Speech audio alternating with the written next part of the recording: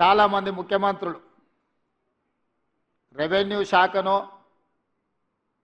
Finance శాఖనో irrigation శాఖనో ముఖ్యమంత్రులు ఎప్పుడూ ఈ శాఖల్ని వాళ్ళ దగ్గర పెట్టుకుంటారు. కానీ ప్రజాప్రభుత్వంలో రెవెన్యూ శాఖను పొంగులేటి శ్రీనివాసరెడ్డి గారికి, ఆర్థిక శాఖను మిత్రులు బట్టి విక్రమార్క గారికి, సాగునీటి పారుదల శాఖను పెద్దలు ఉత్తమ్ కుమార్ రెడ్డి గారికి ఇచ్చి మీ ముఖ్యమంత్రిగా మీ సోదరుడుగా విద్యాశాఖను నా దగ్గర పెట్టుకున్నా.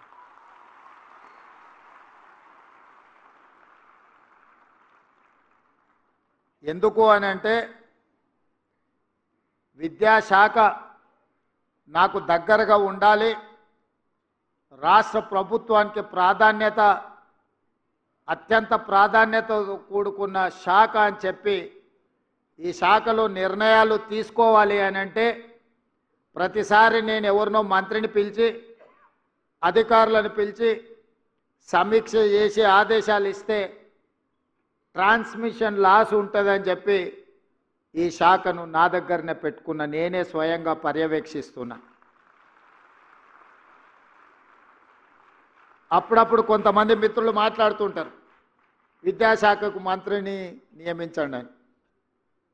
వారి అవగాహన రాహిత్యమో లేకపోతే నేను ఉండడం వల్ల ఈ శాఖ బాగుపడి ప్రక్షాళన చేసి దళితులకు, గిరిజనులకు, బలహీన వర్గాలకు, మైనారిటీలకు, తండాలలో, గూడాలలో, మారుమూల పల్లెల్లో ఉన్న పేద కుటుంబాలకు సంబంధించిన విద్యార్థులు బాగుపడతారన్న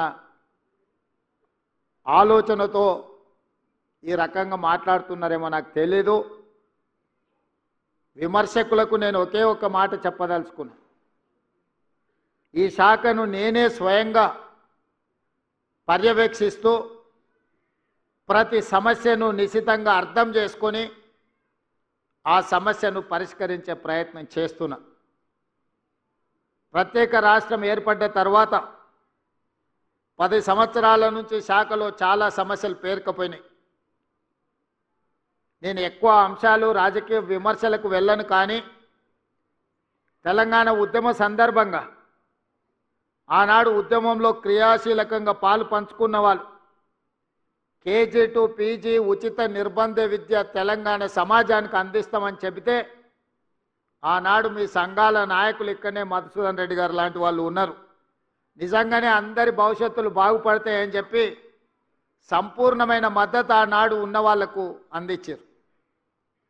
మరి తెలంగాణ రాష్ట్రం జూన్ 2, 2014 తర్వాత ఇక్కడున్న టీచర్లను, లెక్చరర్స్ని, ప్రొఫెసర్లను నేను అడుగుతున్నా, తెలంగాణ రాష్ట్రంలో ఆ 10 సంవత్సరాలు కేజీ టు పీజీ ఉచిత నిర్బంధ విద్య అమలు జరిగిందా, లేకపోతే మారుమూల ప్రాంతాలలో ఉన్న సింగిల్ టీచర్ పాఠశాలలు మూతపడ్డాయా?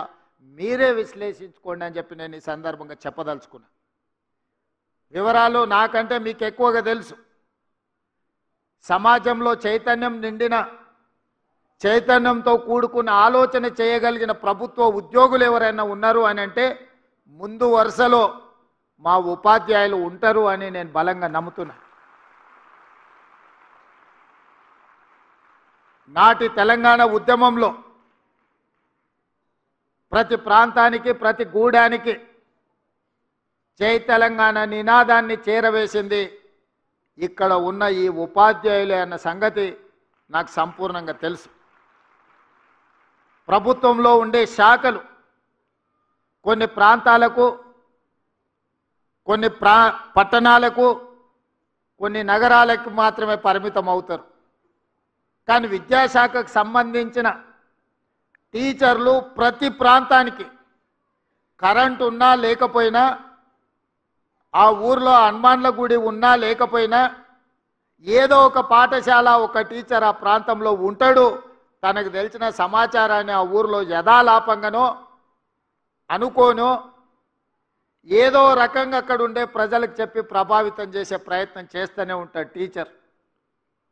ఆ విధంగా ఆనాడు వేలాది పాఠశాలలు తెలంగాణలో జయ జయ హే తెలంగాణ రాష్ట్ర గీతాన్ని ఆలపింపజేసి బడికొచ్చే పిల్లల్నే కాదు బడికి తీసుకొచ్చే వాళ్ళ తల్లిదండ్రులను కూడా తెలంగాణ ఉద్యమం వైపు నడిపించి తెలంగాణ రాష్ట్రం వస్తే మీ పిల్లల భవిష్యత్తు బాగుపడుతుందని చెప్పి ఉద్యమాన్ని ప్రతి ప్రాంతానికి చేరవేసింది ఈ ఉపాధ్యాయులే.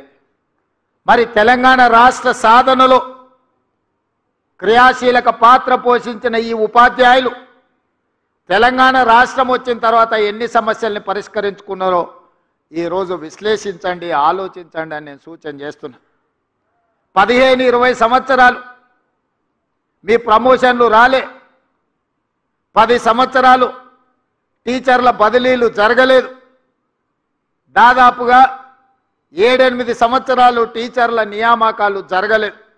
2017లో ఒక నోటిఫికేషన్ వస్తే మళ్ళీ 2024 సంవత్సరంలో 55 రోజుల్లో 11,000 మంది టీచర్ల నోటిఫికేషన్ కాదు టెట్ పరీక్ష నిర్వహించి 11,000 మంది టీచర్ల నియామకాలు ఈ ప్రభుత్వంలో జరిగే వరకు టీచర్లను నియమించాలి, పేద పిల్లలకు విద్య నేర్పాలి, వాళ్ళని అవగాహనతో కూడుకున్న బాధ్యతాయుతమైన పౌరులుగా తీర్చిదిద్దాలి అని ఎందుకు ఆలోచన రాలేదో ఆనాటి పాలకులకు మీరే ఆలోచన చేయండి. ఇదే కాదు, పాఠశాలల్లో చదువుకుంటున్న పిల్లలకు డైట్ ఛార్జెస్ కానీ పేద పిల్లలకు కాస్మెటిక్ ఛార్జెస్ పెంచాలన్న ఆలోచన ధనిక రాష్ట్రమని సంవత్సరానికి 3 లక్షల కోట్ల రూపాయల బడ్జెట్ అని చెప్పిన పాలకులు పిల్లలకు ఒక మంచి భోజనం పెట్టాలి, వాళ్ళకు కొంచెం మెరుగైన వసతులు కల్పించాలి అని ఆనాటి పాలకులు ఆలోచన చేయలే. ఉపాధ్యాయుల యొక్క సమస్యల్ని పరిష్కరించలే. ఈ విధంగా విద్య సంపూర్ణంగా నిర్లక్ష్యానికి లోనవ్వడమే కాదు, వాళ్ళ ప్రజాప్రతినిధులు ప్రైవేటు యూనివర్సిటీలను పెట్టుకొని విద్యను పూర్తిగా వ్యాపారంగా మార్చి లాభసాటి వనరుగా మార్చుకొని విద్య మీద ఆధిపత్యాన్ని చెలాయించాలని ఆనాటి పాలకులు ప్రయత్నం చేసిండ్రు. యూనివర్సిటీలలో నియామకాలు జరగలేదు, ఇంటర్మీడియట్ కళాశాలలు మూతబడే పరిస్థితి వచ్చింది. ఇంటర్మీడియట్ ఎడ్యుకేషన్ అంటే అవసరమే లేదన్నంత నిర్లక్ష్యానికి లోనైంది ఆనాడు. యూనివర్సిటీలలో లెక్చరర్స్ కానీ అసోసియేట్ ప్రొఫెసర్లు కానీ అసిస్టెంట్ ప్రొఫెసర్లు కానీ లేకపోతే ప్రొఫెసర్ల రిటైర్మెంట్ వయసు కూడా పెంచే ఆలోచన చేయలే. నైపుణ్యం కలిగిన అధ్యాపకులు విద్యాబోధన చేయాల్సిన ఉపాధ్యాయులు రిటైర్ అయిపోతుంటే కొత్త నియామకాలు జరగలేదు. డైరెక్ట్గా ప్రొఫెసర్స్ని మనం నియమించలేం. లెక్చరర్స్ అసోసియేట్ అసిస్టెంట్ ప్రొఫెసర్లు కావాలి, వాళ్ళు ఆ తర్వాత ప్రొఫెసర్లు కావాలి. ఒక పరిణామ క్రమంలో ప్రొఫెసర్గా కావాలి అని అంటే 20-25 సంవత్సరాలు టీచింగ్ సైడు పనిచేసి ఉండాలి. మరి నియామకాలు జరగకుండా ఉన్న ప్రొఫెసర్లు రిటైర్ అయిపోతుంటే ఈ యూనివర్సిటీలు ఎందుకు ఉపయోగపడని ఒకప్పుడు గొప్ప చరిత్ర కలిగిన 100 సంవత్సరాల పైగా ప్రపంచానికే సేవలు అందించి గొప్ప ప్రధానమంత్రులను ముఖ్యమంత్రులను అందించిన ఉస్మానియా యూనివర్సిటీ మూతబడే పరిస్థితి వచ్చింది. కాకతీయ యూనివర్సిటీ ఈ దేశానికే గొప్ప గొప్ప ఇంజనీర్లను అందించిన కాకతీయ యూనివర్సిటీ కూడా కళా వైభవం కోల్పోయి కాలగర్భంలో కలిసిపోయే పరిస్థితులు ఆనాడు వచ్చినాయి. అందుకే మీ అభిమానంతో మీరు ఆదరించి మీరు అవకాశం ఇస్తే ఈనాడు ప్రజాపాలనలో విద్యాశాఖ నా దగ్గర పెట్టుకొని తక్షణమే మీ ప్రమోషన్లు, మీ బదిలీలు, మీ కుటుంబ సమస్యల్ని ప్రతి సమస్యను పరిష్కరించడం ద్వారా లక్షలాది మంది విద్యార్థులకు మీరు గొప్పగా విద్య నేర్పుతారని నమ్మకంతో ప్రతిసారి మిమ్మల్ని కలవడం, మీతో మాట్లాడడం, టీచర్ల నియామకాలే కాదు మీ ప్రమోషన్ల సందర్భంలో కూడా ఎల్బీ స్టేడియంలో సమావేశం పెట్టి మీ అందరితో కలిసి మాట్లాడడం జరిగింది.